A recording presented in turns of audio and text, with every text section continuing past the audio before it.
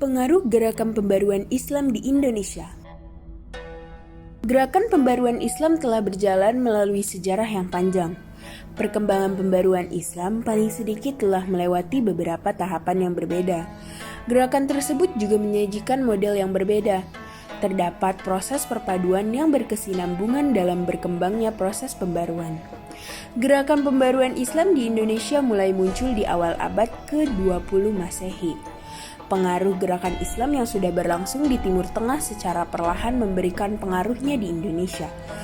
Gagasan pan-Islamisme yang dicetuskan oleh Sayyid Jamaluddin Al-Afghani dipahami baik oleh tokoh-tokoh gerakan pembaruan di Indonesia. Islam merupakan agama yang pertama menyeru pada perubahan.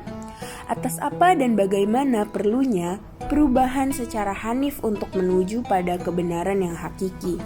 Dengan mengakui adanya perubahan menuju modernisasi, berbagai upaya pembaruan ditempuh oleh para ulama-ulama Indonesia.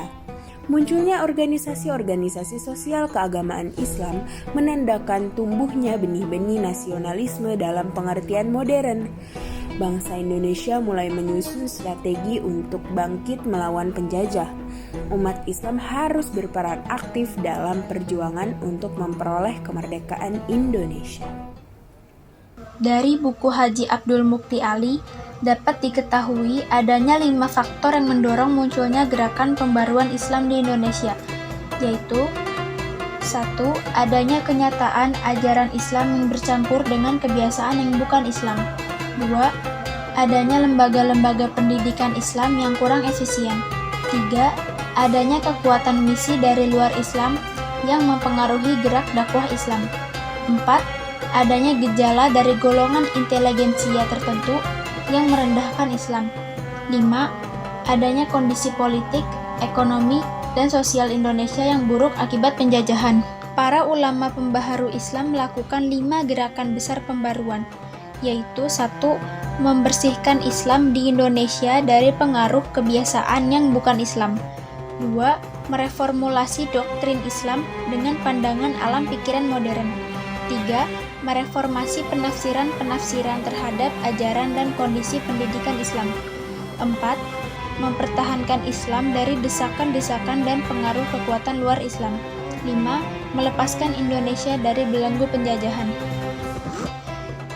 5 gerakan pembaruan tersebut bukan peristiwa yang terjadi begitu saja, akan tetapi secara langsung atau tidak langsung memiliki akar panjang sejarah dari tokoh pembaru Islam di Mesir, India, dan Turki.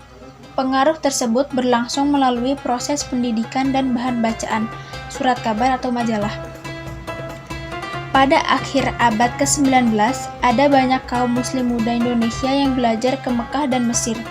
Di sana mereka bersentuhan dengan ide-ide pembaruan.